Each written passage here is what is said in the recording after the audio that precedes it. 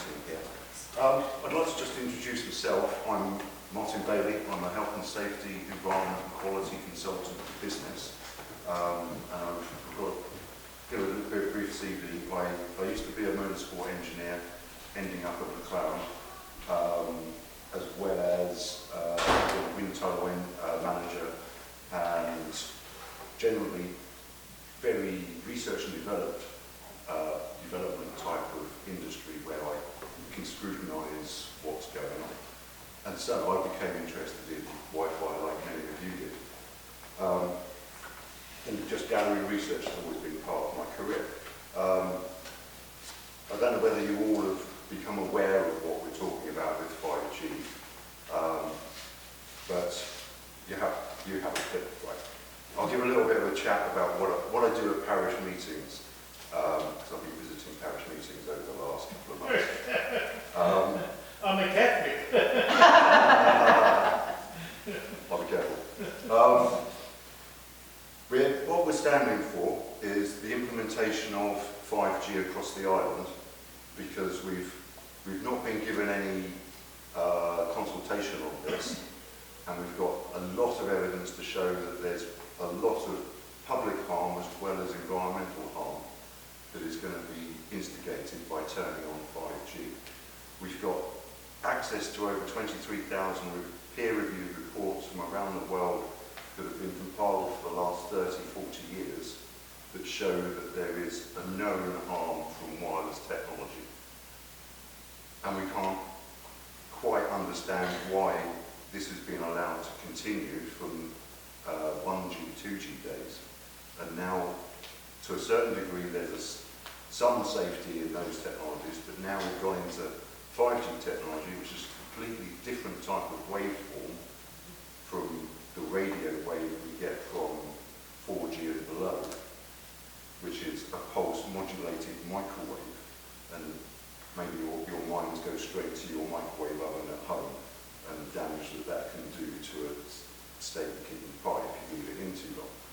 And we're walking around with these devices in our pockets against our skin, even though in the terms and conditions there is a notice in there that a phone shouldn't be within 5 millimetres of our body, which seems counteractive to how we use a phone. So there's lots of things that we have discovered over the years that show that there's harm. Along with that, from a public property point of view, the planning regulations have also changed in the last few months, and mentioned this week by Boris in Parliament that the telecoms industry can come onto your property and remove and add a mast or a beacon or antenna on the side of your building without getting any planning permission, without any consideration to the homeowner or the landowner. This is so important to an industry to roll out 5G. There's already a recognised 20% devaluation of properties near beacons. And when 5G gets rolled out, whereas we've got maybe a beacon every 3 or 4 miles at the moment, we're going to have a beacon every 150 metres to start with, and then increasing on that over the duration of 5G. So we're going to be in a huge smog of radiation that hasn't got the investigation from the very beginning from health and safety aspects. The industry was brought into American Congress in February this year and highlighted where's the health and safety information about 5G, and every CEO had to say no money has ever been spent or will be spent on the investigation on the health risks of 5G. So what we're trying to do now is raise awareness, make the public a little bit more aware of what's going on, and show that there are alternatives and a solution to this. We've got a solution, we've got 3 definite solutions to this that are going on now around the table in County Hall, and will be accentuated because we've got recognition from Wight, which is the Isle of Wight.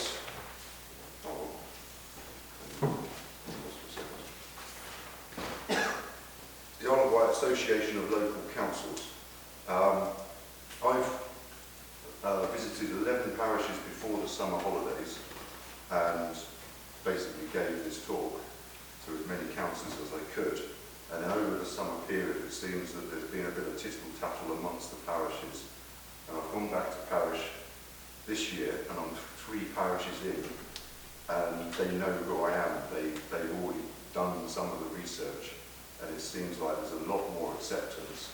But more importantly, I will have agreed to have a 5G workshop sometime in the near future, which will allow every parish councillor to sit around the table, listen to the talk, and start to decide for themselves. And we're hoping to be able to push Central Council in order to bring about a moratorium on the island. And if we can gain the moratorium, we've got a chance of getting a precedent set on the island to investigate health and safety and the environment, and allow that to be used in other counties across the country to bring this about. Is it Totnes or something? Totnes. Yeah, there's a number of places. Glastonbury, Prune has done a precautionary principle. There's a number of. Which means they're just going to stop for now. Yeah, and it's only a parish, whereas we're trying to get the whole county because we've got the advantage of no borders to do negotiations with, etc. And you've got a real chance in order to bring this about. With that, we're working with Steve Hastings, Bryston Parish Councillor. He's really the only one who's putting his head up above the trench and showing some interest in supporting us to bring this forward. And we'll be working with him over the next couple of weeks. We've got an appointment with him on Tuesday to work out the finer details of what this IWAR workshop's going to be, make sure that we can bring in our own independent scientists and advisors to talk to the councillors from either the UK or from around the world, because we've got this quite a large lever by using IWAR in order to activate the council to bring a new policy to at least halt the installation of 5G.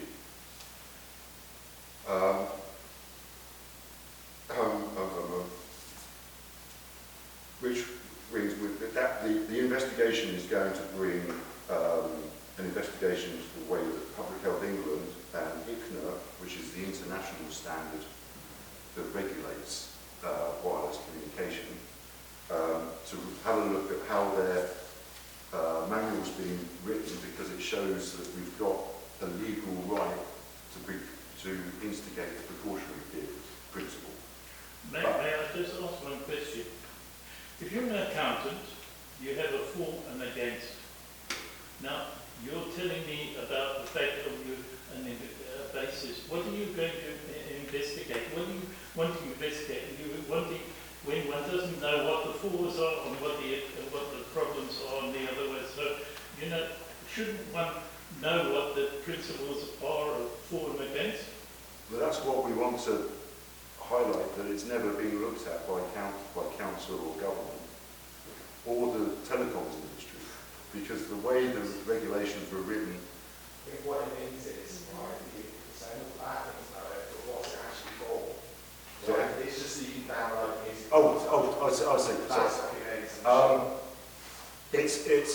It's basically, it's going to bring AI and driverless cars and nappies that tell you that they're wet. Oh yeah, that's good. And a fridge that will tell you you've run out of cheese, or make an order to Sainsbury's to order the cheese for you, so you don't have to be involved in the technology, in the actual shopping. It's profit and progress is what is the bottom line for industry. Yeah, but The nobody's industry forced to buy a fridge like that, are they? Yes. Well, I was inundated by adverts on YouTube last night. Every other advert was Siemens connected You're a facilities. sensible person, you don't have to No, but your fridge will die at some point. And then you'll have to buy it. Then you won't get a choice. Online. It will be connected. Yeah. It's not fine. that's the plan, is over time we all become connected, we all give already them are. data. The data industry is the largest industry in the world at the moment, and it will only get bigger. Data, our habits, our buying habits, etc., etc. So in the long run, we'll all become one of similar buying strategies, similar advertising strategies will be flung towards us through the media, because there won't be the written paper anymore. There'll only be a screen, etc. But that's a different part of the story. We're just wanting to concentrate on the harm to public and to the wildlife of all nature, because this technology is proven to be harmful from tumours, higher cancer rates, leukemia rates, brain disorders. There's thousands of things that is affected by wireless radiation, and that's 1G, 2G, 3G. We've had this technology for 30 years. We've become addicted to this technology over 30 years, and we've accepted it into our lives, updating every couple of months our operating system and agreeing to the terms and conditions of you can't be within 5 millimetres of the device without injuring yourself. So there's a lot of areas that need joining up, because it doesn't seem like full scrutiny has ever been carried out on the technology business. Is that any device that you're talking about? Any connected device. Any what? Any connected to the internet device generally. Right. So it should, why is it not published on every newspaper? Who It owns- should never be closer Like- than 5 millimetres. Same reason why I can't get representation at the county press here. I get rebuffed weekly. They're owned by, I think it's called NewsQuest in America. NewsQuest is owned by telecoms industry. So there's a little bit of a vested interest in reporting news, and it's the same for all the broadsheets, tabloids, etc. If you flick through them, I would guess 50% of the adverts has got some technology bias to it. So if they start talking about this in too much earnest, I know the Daily Mail has done an article a while back, but it got ignored, because the next page is all about you can get quicker downloads with Virgin. So the public are just coerced along to embrace, to update. Have you tried to put an advert in the county press? That's coming. We've got someone who wants to do that. We've got the money to basically help us. I mean, it need not be very big, as long as it puts that 5 millimetres space in it. Yes, I agree. You think they would accept it, or do you think they'll reject it? That's the question. The thing is, I've been told that if it's an advert, it goes to a different department of the county press, where it's just, we want your money, and if you put it through the editorialship, it will get rejected. So I'm hoping that they'll place the advert for us, but we haven't got confirmation on that yet. In cost, can I just interject? And obviously we don't have the funds. We're all basically using our own pockets to fund what we've already done. So £75 to put the advert in the county press, again, is a lot that has to come out of our pockets. So that's our biggest hurdle as well, is not having the money to be able to promote it as much as we can, which we should and would like to. Sorry. Yeah. No. Sorry, I thought the 5 millimetres, I thought it was more like 10 to 15 centimetres.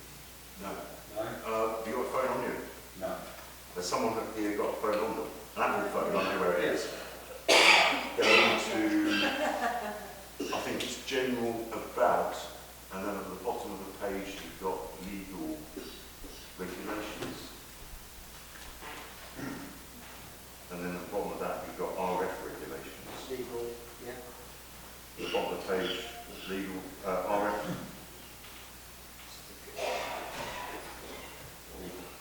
And then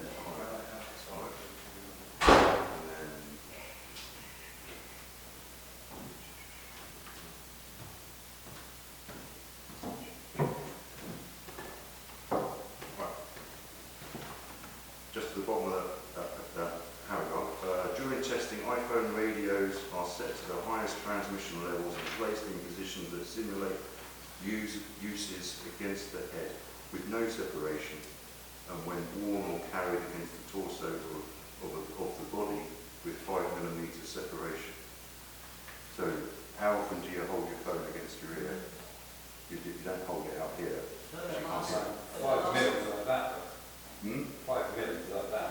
Yeah, I'm a It's about quality a engineer. quarter of an inch. Yeah. Well, you see, that's but you don't, but you're, I hold my phone against my ear because I can't hear it. And that's not normally when it's a quiet area. But when you put it in your pocket, how close is it? It's on you. It's on you. But the regulation has only ever been looked at from a thermal property.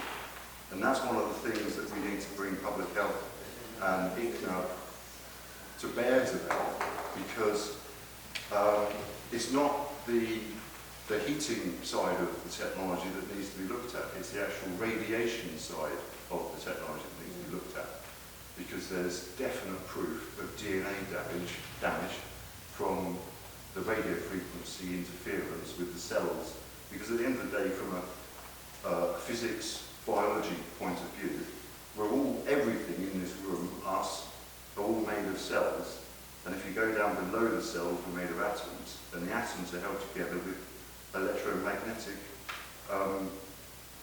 frequency. They're spinning round each other in themselves as an atom does. And if you have a radio frequency next to an atom, it can interfere with the pattern of the pattern It's of a cumulative. yeah. It's a cumulative. And there's definite evidence to show that this is one of the things that is causing cancer rates to rise. This is one of the things that's causing bees to die off. Now there's so many links into this that need to be brought to the table by government and bring government and telecoms to bear on this, because there's not enough evidence to show that it's safe. And it's